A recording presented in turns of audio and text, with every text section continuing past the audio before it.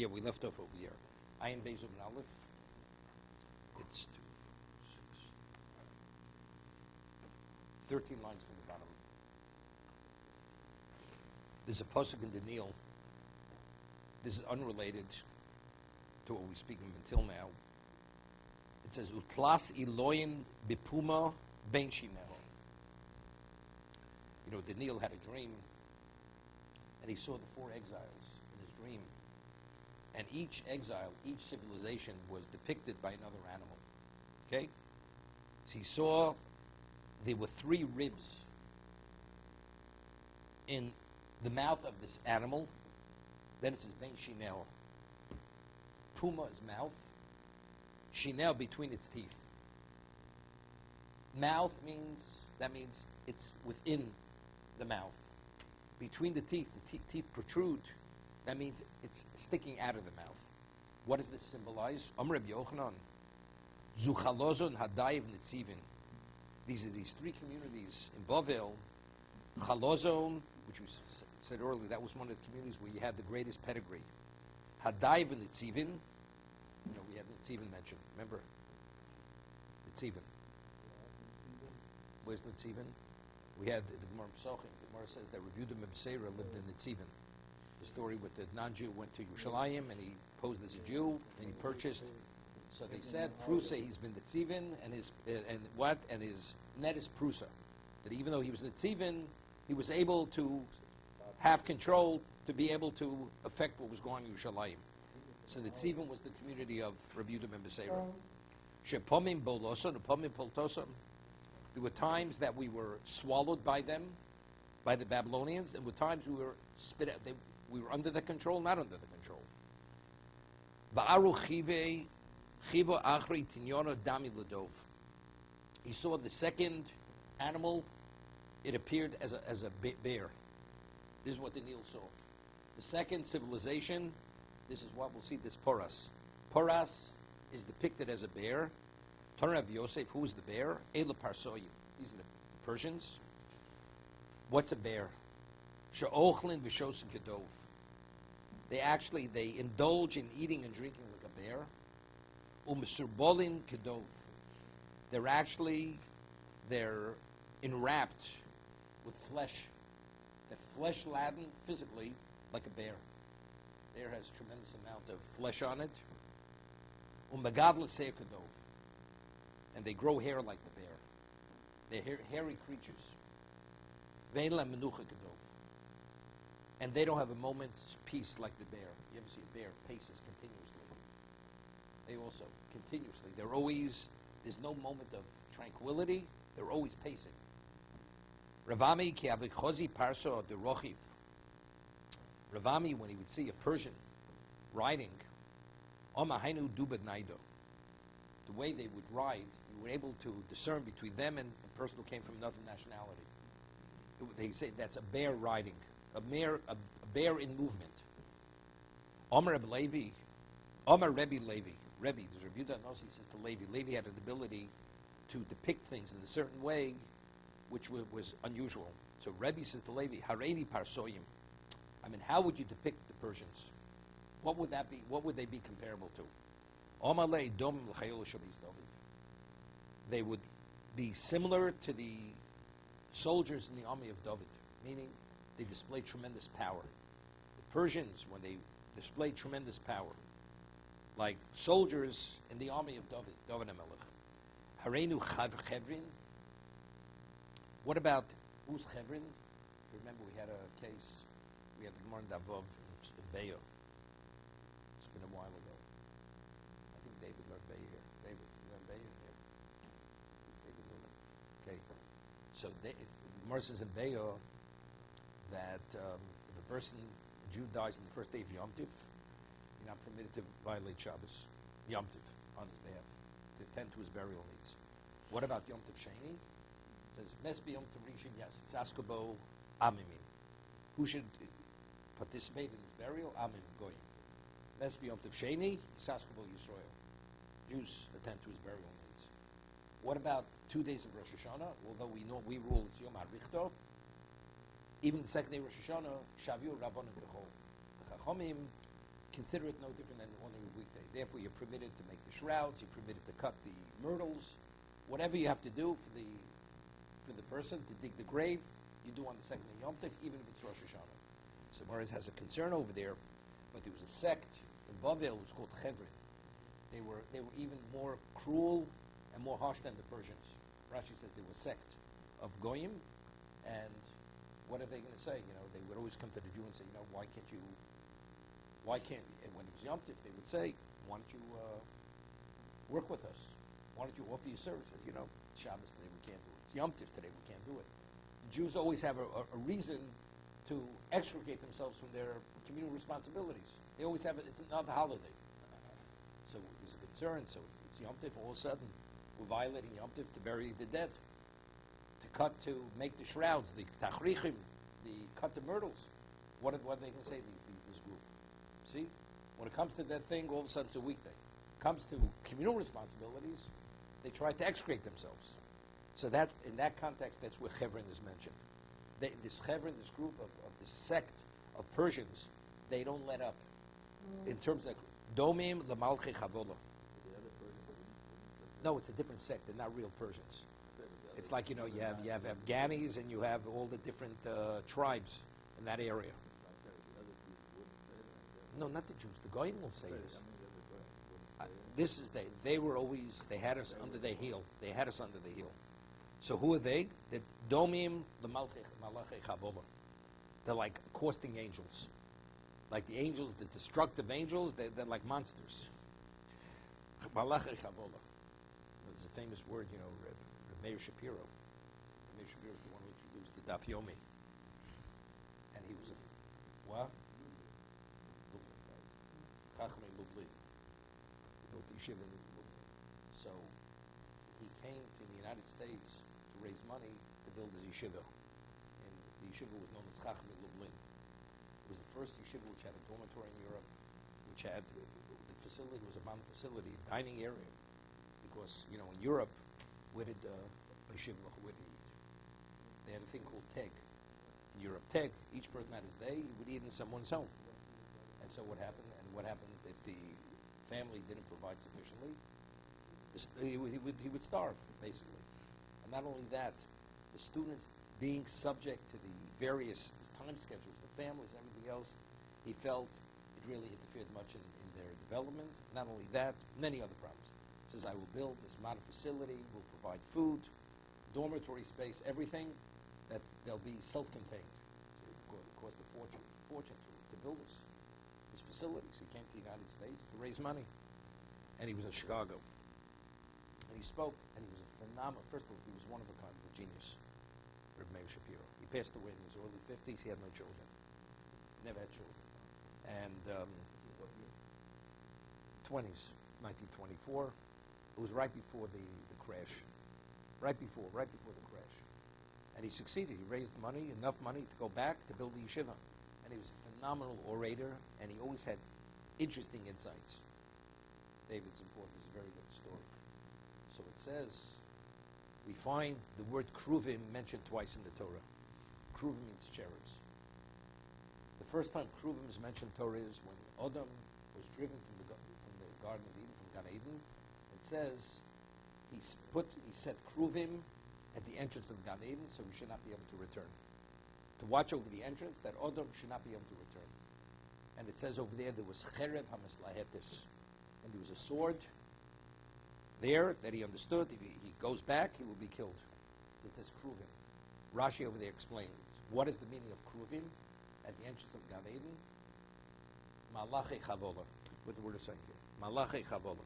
Take a look at Rashi. Right. Now, the second time kruvim is mentioned in Torah is regarding the Oron. The Mishkan says what was on top of the cover of the Oron of the Kapores? Kruvim. So Rashi says, what are kruvim? Pneim kipnei tinokos. Their faces resemble small newborn infants. Pure, innocent. So Meir Shapiro says, it's the same word. When we speak about the entrance of Gan Eden, kruvim, it's malachi chavola, accosting angels.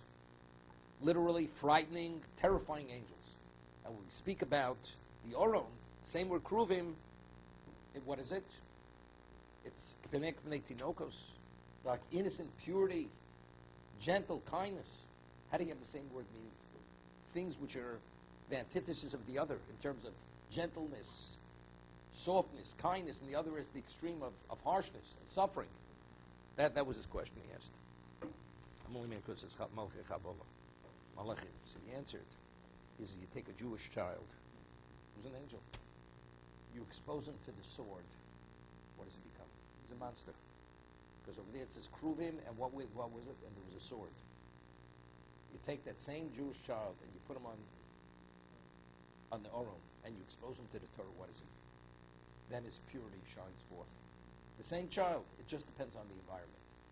You give him an environment of Kedusha, then he's a holy angel. That same child, you expose him to the other things, he becomes a monster. Okay? That was Rameir Shapiro's word. Okay? Okay, we're not next time.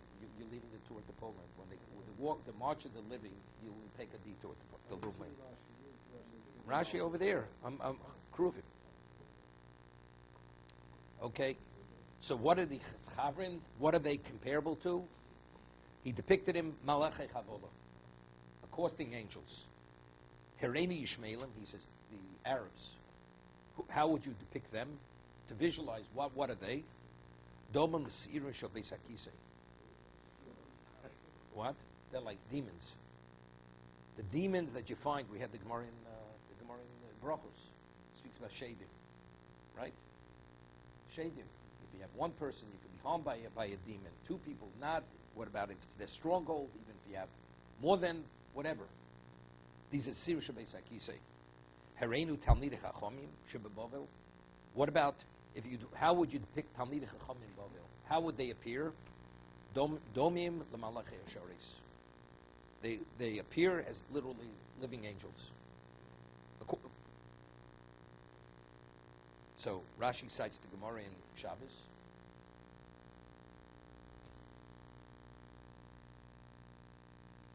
It's interesting. We have the Gemara says in Shabbos. Where is it, Rashi? Yeah. Malchei Shores, Levushim Levonim, they were dressed in white. You know, the Rambam in Hilchos Yesodei HaTorah speaks about angels. He says angels are called Ishim. We find the pasuk they're called Ishim. Why they're called Ishim? Ish means a man. He says because when an angel communicates with a prophet, there's a Rambam, Yad Chazaka, that angel, there are different echelons of angels. So when the prophecy is transmitted, it's transmitted through a whole line of angels, and the angel which is closest to the human being, he's the one who transmits the nevuah to the angel, to the navi, to the prophet. And because that angel has relevance to the human being, that angel is classified as Ishim, because he has relevance to the Ish. It's the Rambam, how the Rambam explains it. Okay? So, and the Rambam says, and what does the angel look like?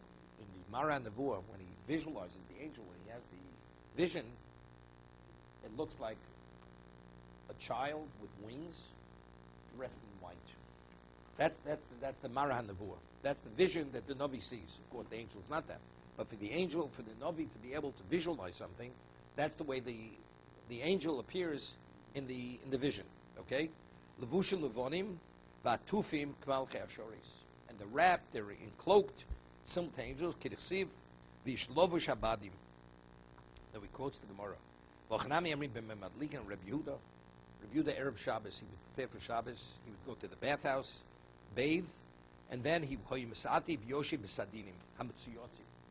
would sit and wait for Shabbos to come, and he would be enwrapped with sadinim sheets, which had tzitzis on it, tzuyotzim, v'dom l'maloch. Now the Gemara says over there, you know what the Gemara says. He would wait for Shabbos to come, and then he would say, as Shabbos would come, he would say, boi chala, boi chala. That's Reb Shlomo Alkabitz, who authored the L'chododi. It's the last stanza in Chododi, boi chala, boi chala. That's the Gemara in Shabbos. Reb Yehuda, he would wait for Shabbos to come, and he would say, boi chala, boi chala. Okay? So who Talmidei Chacham Bavel, they would appear and look like Malachei Hasharis. once told over the story. During as I mentioned, in Germany and in Hungary, you had the Reform movement. In Russia and in Poland, you had the Enlightenment movement, what they called Haskalah. Lithuania, Russia, Poland was Haskalah. In Germany and in Hungary, you had Reform movement. And the Reform, literally, if not for Shimshon Hirsch, there wouldn't have been anything. There wouldn't be a remnant of orthodoxy left. It was only whatever it's called. I think in Hungary till today they still have the Reform community. I think it's called something like Analag. You speak Hungarian? No, you don't speak Hungarian. Okay. So whatever it's called. This was time. Ksab Sofer was the most special son of the Ksab Sofer. So during his time, they became so empowered, the Reform movement, that they wanted to pass a law in Hungary that the only one who could officiate at a wedding is only if you graduate the Reform seminary, and the only one who's qualified to issue a divorce document, it has to be a person from their seminary. And if that would have happened, that means if an Orthodox rabbi would officiate to anything, it was against the law. He'd be put in prison. It was similar to Germany, that if a person would circumcise his child, he was breaking the law, he'd be imprisoned in Germany. It's only because Shimshon Hirsch carved out an Orthodox community that they weren't subject to the laws that were dictated by the Reform community. So it reached a point where, and Franz Josef, who was the Austrian-Hungarian emperor, he had a very strong liking to Jews, especially Orthodox Jews. He literally had a very warm place in his heart for them. So they had a delegation from Hungary, from Pressburg, because it was it was part of his empire. It was the Ksab Sofer and his colleagues. 20 rabbis went to Vienna. And one of the first people who went was a student also. A colleague of it was a student of Ksab Sofer. His name was Rabbi Yehuda Assad. He authored many Svarim, Chuvas, responsa. And Rabbi Yehuda Assad goes with Ksab Sofer. You understand? You know what it means to go into the palace of an emperor? Something which is the level of regalness and how ornate it was. They never saw anything like it. So he's walking with the Ksab Sofer, and all of a sudden the Ksab Sofer sees Rabbi Yehuda Assad is about to faint. He turns pale, and he's about to faint. So he asked him, "You're not feeling well?" He says, "No." He says, "So what are you? You look pale. You look like you're about to pass out." He says, "I think I just saw an angel. Just saw an angel." So he started to say, the Ksab Sofer smiled. When he walked into the palace, every wall was covered with mirrors. Rabbi Assad never looked in the mirror in his life. Gemara says in Avodah Zorah that at one time, a man is not permitted to conduct himself as a woman. So today, many things have changed, because today in society, men do things that women did at one time. So therefore, the Yisr of Yilbash Gever Silas Isha has no relevance application to a man. But the Gemara says at one time, a man did not look into a mirror. It was the way of a woman. A woman would beautify herself, so that mirror was the way of a woman. Rabbi Assad never saw himself in the mirror. He walks into the palace. He sees himself. He says, "I think I saw an angel." He saw his own reflection in the mirror, and he was about to faint. That's what Ksab Sofer smiled. Okay. How do Talmidei Chachamim Shebababa? What did they appear to be? They appear to be Kamalchei Ashoris. Kavinechem Nafshi the Rebbe. Rabbi Yehuda Nossi was about to pass away. It's a whole lengthy discussion at the end of Ksubis, where he actually designated each one of his children who was going to be the new Nossi, who's going to be the Rosh Hashiva, different responsibilities regarding his funeral, where will they say a eulogy, the hesped for him, all that he dictated before he passed away. But over there, it has nothing to do with Ruach HaKodesh. This has to do now, this has to do with, a divine inspiration came to him, and he said many things which was impossible for him to know unless Hashem communicated to him at this moment. When he was about to pass away, he said, Humnia iku beBavel. There's a community in Bavel called Humnia. Kul Ammonoihi. They're all Ammonites. They're Ammonites. They're not kosher Jews. Either they're not Jews, period, or they're lo yova amoni bekal Hashem.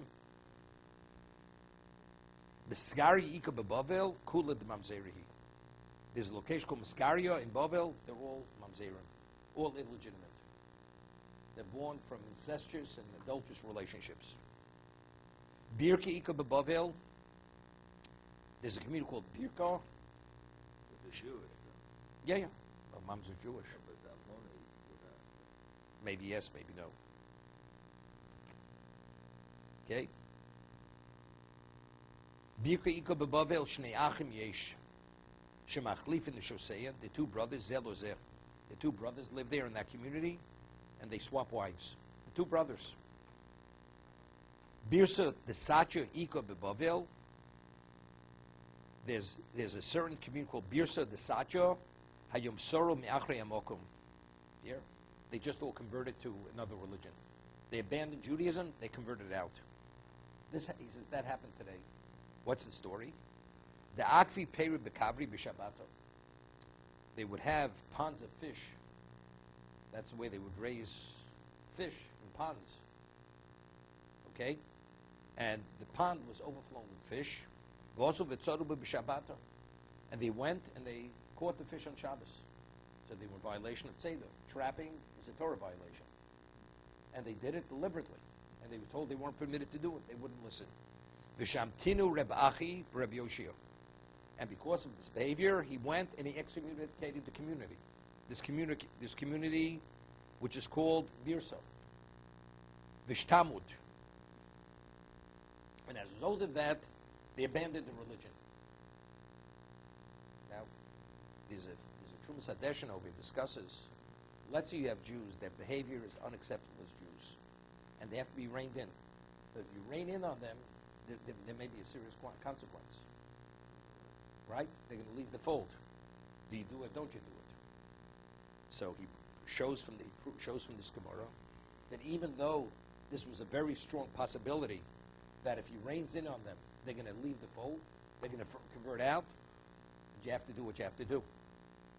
And he went and he excommunicated, regardless of the ramifications and consequences of that excommunication. It says Vishtamud. They became Shumadim. Shumad means they converted out of the religion. It's interesting. It said he had this Ruach HaKodesh. He had this semi-prophecy right before he passed away. There's a Siforno, a Chumash. Siforno says, we find that Yitzchok, he summoned Esav. He says, I want to bless you with Terem Amos before I die. And that's what he called him. Because he wasn't sure when he was going to die. So he explains over there why before he dies. He should give him the bracha whenever. So he explains that what is a bracha? A bracha which emanates from a more spiritual person is a more effective bracha, correct? Because bracha itself is also spiritual, has spiritual value. So he says that before a person passes away, the neshama detaches from the body to a degree. Although the person is still alive, there's a certain degree of detachment. Because of that detachment, the person as a human being is more spiritual. As great as Yitzchak was, but before that detachment, his bracha is less effective because he's fully physical. But once that you have that semi-detachment, he takes on a certain spiritual element. And because of that spiritual element, therefore, his bracha would be a more effective bracha. This is before him. That's what he said, B'terem Amos. Before I die, therefore I want to give you the bracha. Okay? When is Rabbi Yehuda Nasi experiencing this nevuah, or this divine vision? Right before he dies. Rabbi Yehuda Nasi is about to pass away. Also, at this moment, all this information is being communicated. It has nothing to do with his understanding. It's just being communicated to him. Because since he's about to depart, his neshama is about to leave him, being in that realm, this becomes available to him, which was not available to him before. This information. He says the two brothers, he never knew this before. We're attributing to this to what? This is a semi-prophecy. What's happening over here? Could we say this is what Moshe was experiencing when he learned Zion this morning? Giving the bracha before he died? Moshe was the Navi. He was the Navi. He was totally spiritualized in his life. His physicality didn't interfere whatsoever with his function as a Navi.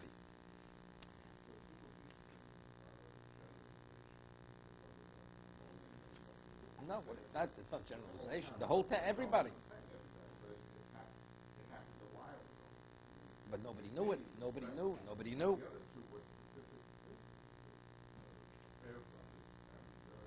Yep. No, the others are community also. The ones who violated Shabbat, it's a community. It's community. Right. Akra de Agma Ika Bavil. There's a community called Akra de Agma in Bavil. Adabar Ava Yeshbo. There's a person there, Akra Adabar Ava. Hayom Yoshe B'Cheko Shel Avram. Today he's entering into the bris of Avram. He's in the lap of Avram. Meaning today's the circumcision. You see, he's in Eretz Yisrael. Rabbi Yehuda knows this is Bavel. He says today there's a person who was born in Bavel. Today is his bris. Adam Aravo. Hayom Nolad. Hayom Nolad Rabbi Yehuda beBavel. Now it's interesting. So the Ben Ish Chai makes a differentiation. When he speaks about Adam Aravo, he speaks about his community, even though that community was in Bavel. When he speaks about Rabbi Yehuda, he says, today Rabbi Yehuda was born in Bavel. What is he identifying by his city? Adam Aravo of that city is being circumcised. Today's his bris. When he speaks about Rabbi Yehuda in Bavel was born today. Dom Amar, very famous Gemara. Kishemesh Rabbi Akiva, no like Rebbe. Hear this? When Rabbi Akiva passed away, Rebbe was born. Rabbi Yehuda knows he was born. The day that Rabbi Akiva passed away. Kishemesh Rebbe, when Rebbe passed away, no the Rabbi Yehuda. Because he says today, it's the day Rabbi Yehuda knows he's passed away. He says today Rabbi Yehuda was born in Bavel. Kishemesh Rabbi Yehuda, when Rabbi Yehuda passed away, no like Rava. Rava was born. Kishemesh Rava, when Rava passed away, no like Ravashi. Ravashi was born. Why? Lalamdach. So what do we learn from this? She'ein tzaddik nifta min ha'olam ad shenivra tzaddik kamo. A tzaddik doesn't leave the world unless Hashem replaces him with another person. Shenemar, what's it based upon? V'zorach Hashemesh yebo Hashemesh. I mean, it seems to be out of order. The sun sets and the sun rises. No. Hashem already provides, the sun is shining before it sets. V'zorach meaning he's providing someone in the person's place before the other person passes on. Wait, we'll discuss it. Okay?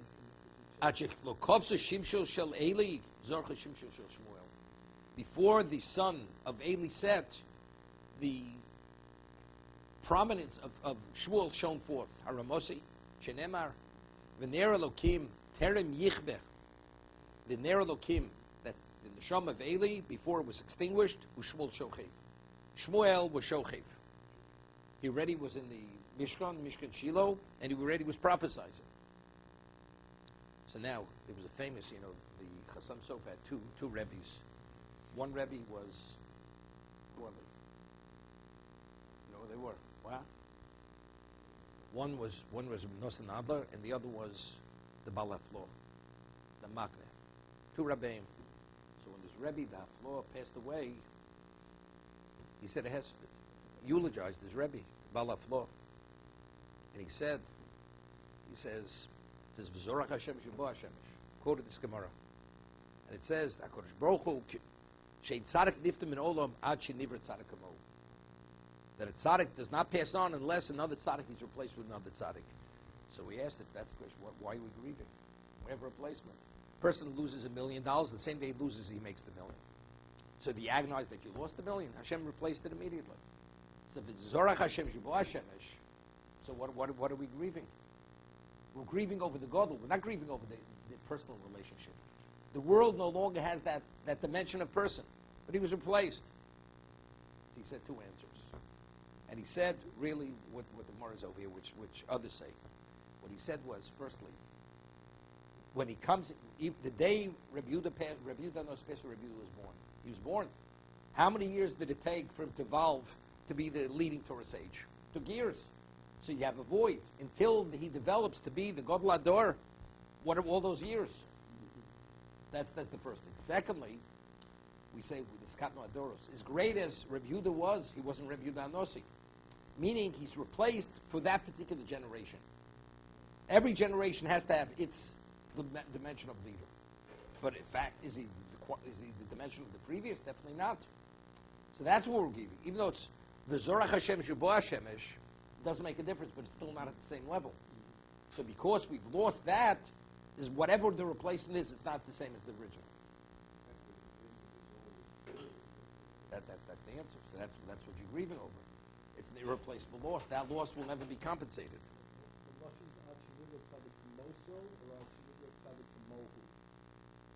Same thing. Means the same thing. Same thing. Yeah. So I just want to get back to when Rav Ada bar Ava was born. Right? He says Ada bar Ava was born, and he identifies him by his location. When he speaks Rav Yehuda, the city, he speaks Hayom Nolad Rav Yehuda b'Bavel, meaning Ada bar Ava is not my replacement. For Rav Yehuda, he's speaking about the whole country, the whole region.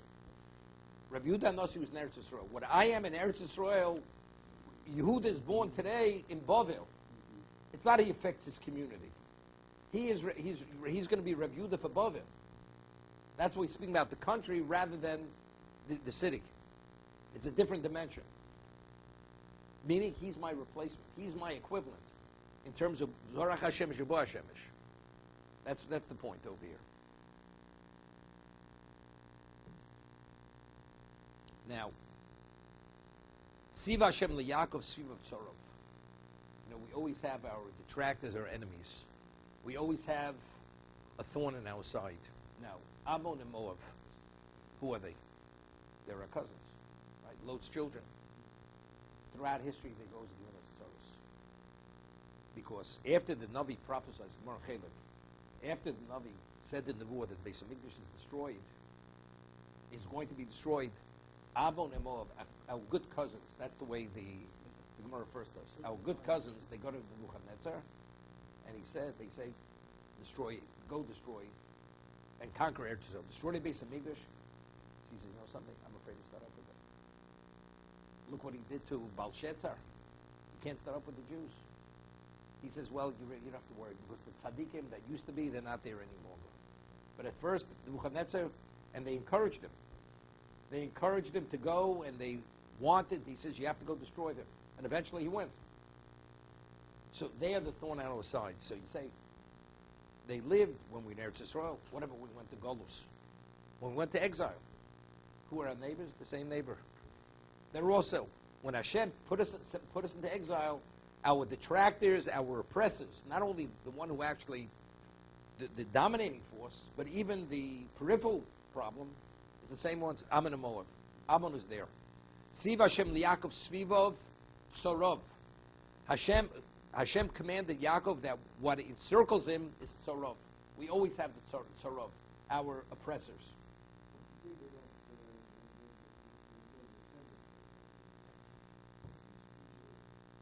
There's no descent. Everybody's intermingled. Everybody's intermingled. Rav Yehuda Amar, what is that? K'gon Humnio Lefumnaro. That community. That's where they're located. We said before, Humnio has Ammonim. You see the Ammonim before, it's not, they converted. Well, Rav Yehuda Nossi says there's a community in the Bible called Humnio. They're all Ammonim. That means they're not Jews. Don't think they're not Jews. Although they're our next door neighbors, they're not Jewish. Vayiki Novi. This posuk is in Cheskel. What is it? 25 after. What is it?